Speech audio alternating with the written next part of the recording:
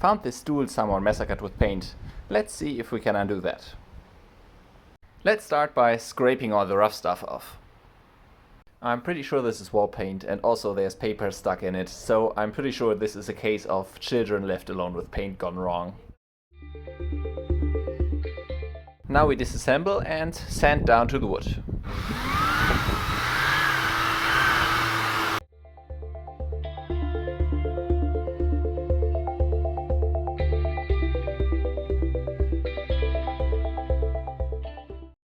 After a second sanding, we add some oil for a nice finish.